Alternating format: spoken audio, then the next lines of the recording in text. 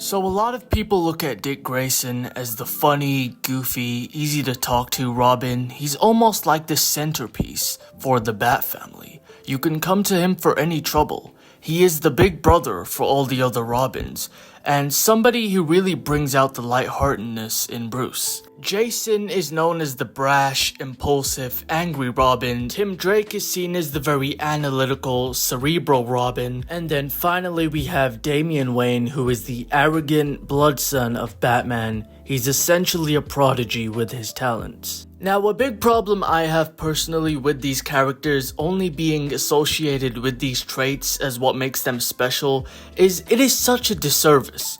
Because the traits can be interchangeable within all of the Robins. Example, Tim Drake, he's the analytical one, but he's also very relatable and down to earth, similarly to Nightwing, maybe even more so because of the normality of his childhood. Damian Wayne is the prodigy, but Dick is also a prodigy in the sense of his acrobatic ability. Tim is a prodigy with his intelligence. Jason Todd is associated with aggression. But if you look at Dick Grayson's previous comics in the 90s and early 2000s, and the post-crisis era, he was going crazy. So forcing these characters into these boxed sections doesn't really work. These positions that the fandom has put them in has seeped into the way of mainstream media and has now become how these Robins are viewed. Now, if you want to view them that way and identify that with these Robins, then that's completely fine. But what makes them interesting at a deeper level for me is that they are literally aspects of Bruce Wayne. Each one of Batman's sidekicks has his strength, coupled with his weaknesses, coupled with his flaws. Now, there's aspects in the Robins that they're better at Batman at, but there's also aspects in the Robin that they're worse than Batman at. Today, we're focusing on Dick Grayson, Nightwing. And what I find really interesting about Dick Grayson's character specifically is the fact that he relates to Bruce the most. His real link to Bruce Wayne is the fact that both Bruce and Dick had to watch their parents die right in front of them.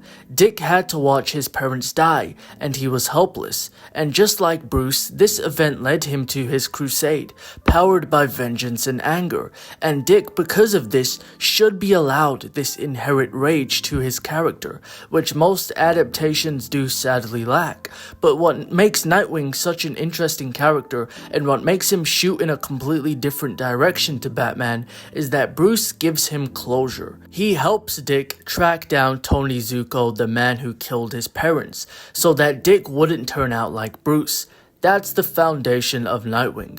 This act of kindness by Bruce allows Dick not to get consumed by his rage and pursue a better path ultimately. Nightwing is the heart of the DC universe. He's almost the linchpin that helps connect all these different groups together. The JSA, the JLA, the Teen Titans, Young Justice. He connects all of these different teams together.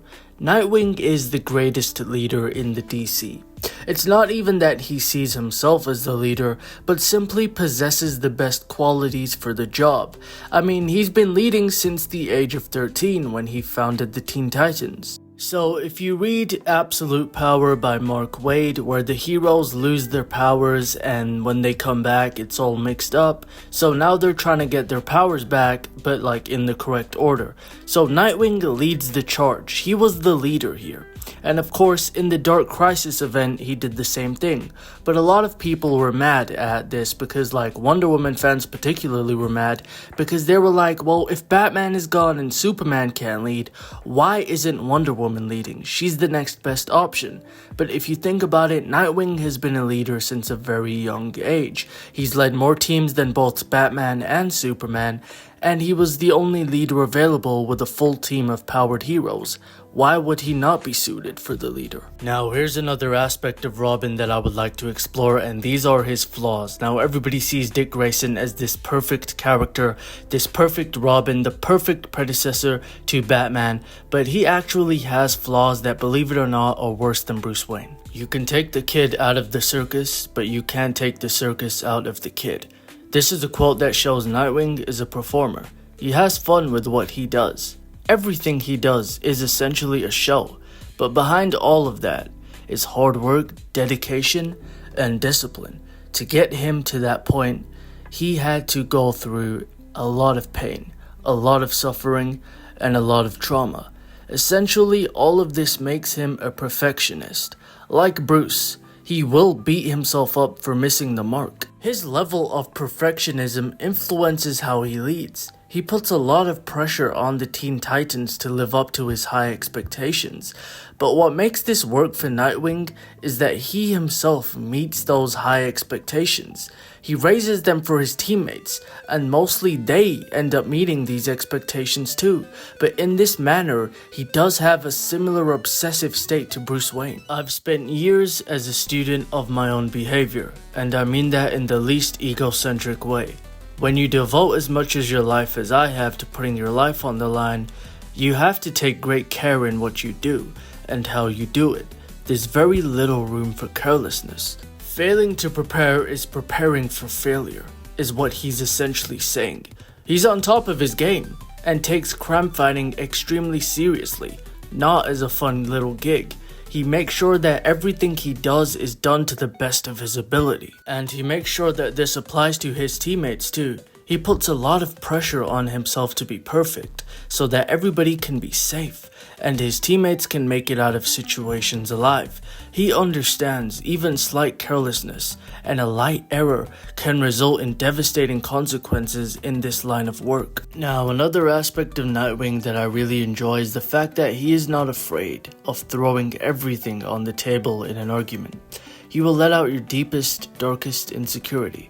He can do all of that because he's great at reading people.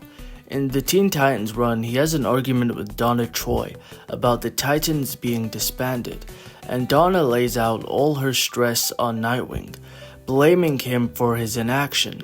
But he flips this on Donna and calls her out, like, "What have you done in my absence? You let Vic and Gar go searching for Mental with no backup. Raven has been kidnapped by Brother Blood people. Great fearless leader, just great." Now, because of Nightwing calling her out, this actually led to a physical altercation between the two. Now, Donna does end up dead in Young Justice, Teen Titans Graduation, which connects the teams into one distinct force, and her death meant a lot to Nightwing because he saw her as a sister essentially. Despite what was said, Nightwing saw Donna Troy as another part of himself, and seeing that die had an effect on him. So much so that when Roy Harper asks him to lead his new team, Outsiders, Nightwing agrees. He says yes, but under one very interesting condition: if he could emotionally detach from the members. And this leads to a big argument between Roy and Dick, where Roy suggests that Nightwing is not fit to lead this team, and calls him out for failing his biggest fear of becoming Batman, a cold, emotionless, detached loner, and states that this is actually exactly what he has become. Now, in my opinion, Batman isn't exactly a cold, emotionless piece of trash. He's just very good at masking his emotions and masking underneath the cowl. Nightwing, on the other hand, genuinely does become worse than Bruce Wayne in that regard, where he really did become an emotionless and detached, shallow version of himself.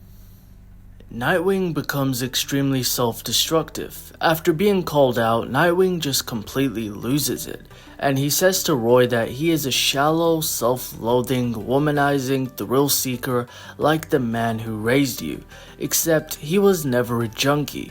He brings up his past drug abuse, which is a pretty low blow.